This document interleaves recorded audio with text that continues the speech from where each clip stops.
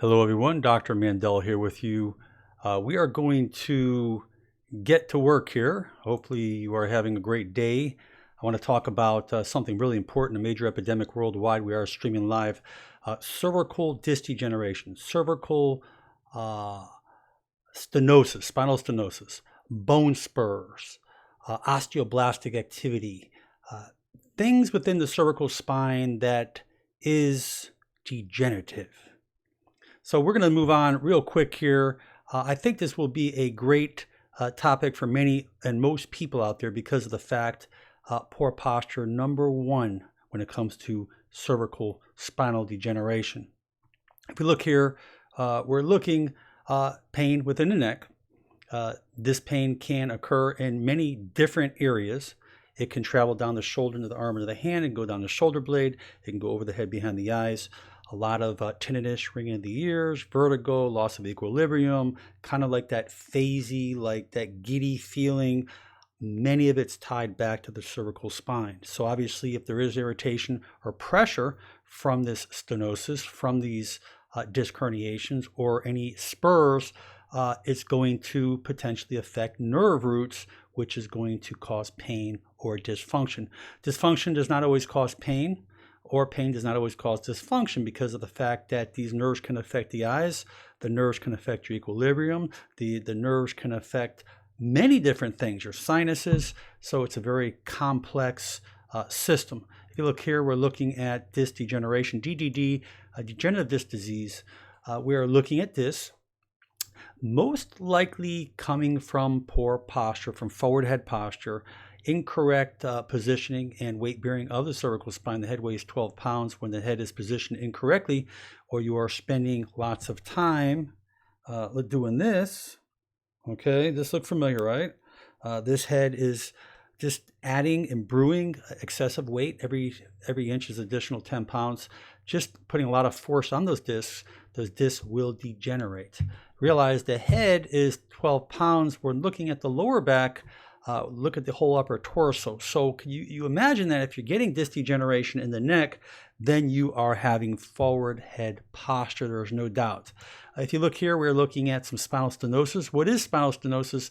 It's a narrowing of the spinal canal. If you look where that circle is, inside that circle is that long spinal cord. It's actually the top of the brainstem leading down to the spinal cord, and right where you see it's indented from that disc, that is stenosis. Anytime there is any narrowing within the spinal cord, it can come from the disc, from a herniated disc, a bulging disc, can come from bone spurs. It can come from anomalies, things potentially you might have been born with. Sometimes people are just born with a smaller diameter canal. So there are different factors that can contribute to this. If you look here, we're looking at bone spurs to have a better idea what it looks like. Now, one very important thing I want to tell you is that the neurological structures come out in the back of the neck.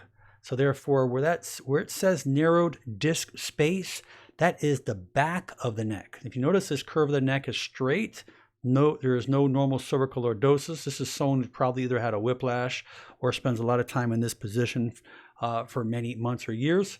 But when there are bone spurs in the front of the vertebrae, there are no neurological structures. You have the swallowing, your back where you're swallowing behind the throat. There are many times that when these spurs get big enough, you can actually get an irritation back within the esophageal region.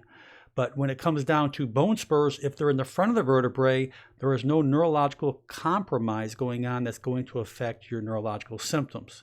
Because all the neurological structures primarily come out in the back part where it says the narrow disc space. So when the doctor says you have bone spurs, the most important thing is, where are my bone spurs? If the bone spurs are in the front, then potentially there's been a lot of stress into the front, or you've had a hyperextension injury. Now watch me, here's hyperflexion. But hyperflexion generally indicates that when the neck goes forward, these ligaments have been hyperflexed. Okay, they stretch, they tear. Now, if you have, for example, someone hits you from behind, or you have a hyperextension injury, watch what happens. The front part becomes stretched, the ligaments. Now realize there are ligaments that cover these bones in the front as well as the back. So those ligaments become stretched, and that can be an indication of those bone spurs. Remember, Wolff's law means that whenever there is stress to the joints or stress anywhere within the body will replace it with excessive bone to help protect the area. Okay, let's go on over here. A couple of important things. So we have these potential problems. We have these problems that are causing us pain, limitation of range of motion. The first thing, the best thing to do is increase range of motion. Now, many of you say, well, if I have bone spurs or if I have spinal stenosis, what is the right or the wrong exercise? I'm going to tell you that real simple. Another way of looking at it is, if you ask me what is the best exercise for you, I'm going to say, what is something that you can tolerate? In other words, even though I may say that running is the best exercise for our heart, but if you have bad knees, you cannot run. So we have to determine what's best for you. So all in all, the easiest way to determine is that if you put your head through different ranges of motion, and there is no pain, there is no radiation, there is no radiculopathy, there is nothing of any nature that's causing excessive referred pain, then you're okay. So no doctor can tell you what you can or cannot do. Your body is the one that you have to listen to. Now, number one, the best thing to do for any type of neck problem is put it through range of motion. So if you put it through range of motion, go through your different planes, your left and your right lateral flexion. Go through your flexion. Go through your flexion to the right, your flexion to the left. Obviously, when you go backwards, you're generally going to have more compression or rotation. I don't recommend even good necks to go backwards fully because of the fact you are compressing more. But you need to listen to your body. Now, another great thing you can do is keep the muscles strong. So there's a couple little tips that you can do. Number one, you can just do isometric exercises. You can just take your hand and just push up against your hand. 10, 15 seconds. You can do it on both sides of the head. You can do it backwards. You can do it sideways, any way you want. And what that will do is that will contract the muscle without the muscle moving, without the joints moving. Now, one of my favorite techniques is PNF. If you have not seen my other videos on PNF, proprioceptive neuromuscular facilitation, it's neuromuscular re-education. And what we're doing here is we're trying to increase mobility by tricking the brain. So what we do, if a person notices that you can't turn or lateral flex to this side, you notice you can't turn to this side, generally what you're going to do is I'll challenge it. Let's say I can't go to this side, so I'll challenge it. This is as far as I can go. Now what you'll do is you'll take your head and you'll resist it against the hand like this for about 5-6 seconds, okay? Just like this, and then you'll relax, and then you'll pull more, okay? Then you'll resist again, 5-6 seconds, then you relax, then you'll pull more. And you can do that in any range of motion. For example, if I turn my head to the left and I can't turn to the left, okay, I'm going to go as far as I can. Then what I'm going to do is I'm going to apply restriction, resistance against it, okay? And then I'm going to try to turn more. So what you're doing is you're challenging the muscle, you're contracting the muscle, you're tricking the brain, you're sending impulses from the brain to the muscle, muscle back to the brain. You're trying to bypass that spasm cycle. Okay, PNF, something extremely good to do. So range of motion, PNF, I love moist heat and all degenerative problems. Moist heat helps soften it up, helps bring in circulation. It's a great thing for chronic arthritis, chronic spurs, chronic degenerative changes. Moist heat is better than dry heat. Moist heat like a moist heating pad, hot, wet, compresses, hot showers. Anything that's moist penetrates deeply. I don't like you using heat for more than 20 minutes at a time, 25, 30 minutes at a time max. Don't sleep with it. It will make the condition worse. If the area is very inflamed, ice it, okay? Because ice is something that will never hurt you. So when it comes down to physical therapy, there's electrical muscle stimulation, ultrasound. They even have portable ultrasounds. And I believe they're selling a lot of these portable ultrasound units to people out there who don't have licenses. And the portable ultrasound is high frequency sound waves that reduce inflammation and congestion in the cells. Ultrasound is a wonder modality.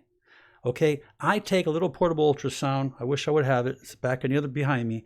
And I take it with me when I travel, because it's a wonderful modality that helps reduce inflammation. Another great thing to take with you, I can't show you right here, is infrared. Infrared lights. There's little portable infrareds on Amazon's, long wave. They have short wave, long waves. Infrared is a healer. Light heals. All right, one of the greatest healing things we have in life is light. And look at photosynthesis. Look at the sun with plants. Look what it does. It produces sugars, it allows plants to grow, crops that we can eat. We grow from these crops and from the sunlight. So light is a healer. It increases the cellular component that goes on within the mitochondria, and it is a healer. So we have moist heat, we have range of motion, we have PNF, extremely good for you. Electrical muscle stimulation is good. It stimulates the muscle. People talk about TENS units, those little TENS units you could put on, TENS, and what that does, that helps increase the body's endorphins. It helps by using the gate theory, by tricking the brain, by bypassing the pain cycle. And for people who have a lot of pain, a lot of arthritis or degenerative changes or stenosis, a TENS unit will not hurt you. Yes, you can sleep with a TENS unit. It's not going to hurt you. It's just going to help you with the pain. I'd rather see people use TENS units than the real strong narcotics. There's not going to be any serious side effects. Remember, range of motion is extremely good. Very important is when you sleep, you can't have your head propped up, propped down. Make sure your head's in a neutral plane. You see how I'm sitting right now? My ear's over my shoulder. Well, that's the way you should be standing. That's the way you should be sleeping. That's the way you should be doing everything in your life. And when you're reading and you're texting, you should be keeping your ears where they're at and doing this. Okay? You need to get your work up higher. Because if you're going to spend time like this, you're going to have neck problems. I promise you, you're going to have neck problems. So you need to be very smart in the things that you do. And another very important thing is strengthening core. Now you're saying, well, how does core help my neck? Well, think about it. If you have a weak core, watch my torso. Okay? It's not supported. Remember, the foundation principle states that whatever moves below, everything above has to follow. We talk about orthotics, we talk about pronation of the feet, we talk about how the knees can become imbalanced, the hips, and all the way up to the spine. Well, if your core is weak, you're going to start slouching more. If you're doing a lot of sitting, get a lumbar support, get a support behind your back, try to get it more often. Do the 20-20-20 rule. I believe that when you're on the computer, every 20 minutes, you need to really look out for 20 seconds, at least 20 feet away. Okay, it's good for your eyes, good for your changing up the muscles.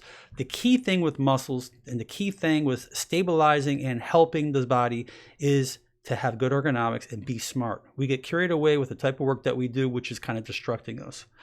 So strengthening, very good. Yoga, Pilates, I like. Swimming is excellent. We talk about high impact aerobics. I don't like it. High impact running, I don't like it. I've seen more disc problems, more spinal degeneration that goes on in the neck from pounding and running. Now, you may not like to hear that, but that's the truth, because if you look at the amount of force that comes down on the ground, I mean, thousands and thousands of repetitions, the neck is doing this. Okay? If you look at someone run, the neck is doing this, and it's taking a toll. I've seen a lot of people get surgery because of chronic degeneration. So that's basically the most important thing I wanted to mention. A lot of people are still asking me, can I do this exercise? Listen to your body will let you know. If your body says no, don't do it. Try to do something else, because there is no magic answer. A doctor is not going to give you the answer. You need to be your own doctor. You're here because you're proactive. If you weren't, you wouldn't be here if you knew everything. And you wouldn't be here if your doctor knew everything. So I'm always learning. We're all learning, and that's why we're here together. I want to thank all our chatters for being here with me. And I hope that if you are a new viewer, check out my channel, Motivational Doc. Check me out, Motivational Doc, on Facebook as well. I think you'll enjoy that. But leave your comments below. I ask you to subscribe here because of the fact, get those notifications. We've been coming on live. We just kind of doing the research, trying to get a lot of good clinical nutrition. And again, with these types of conditions, natural inflammatories, bromelain, quercetin, black seed oil, turmeric. There are so many great things out there, some natural things, and I can go on and on and on the list. But the most important thing is these are great things to put in your system that's not going to have those serious side effects. So you want to make sure that you try to do everything naturally before you use that fly swatter before you use that sledgehammer. Okay, you don't want to overkill anything in your body. Give your body time. And there's one last thing I want to say to everyone: have patience. I know that what pain can do to us, pain really puts us in a corner, and we get desperate at times, and we try to find the quickest and easiest solution, but many times the easiest and quickest solution is the worst solution, because sometimes we regret it later. So just be careful of things you do and continue to fight through this, and you will get through it. Much love to everyone. We'll catch up with you in our next video. Bye-bye.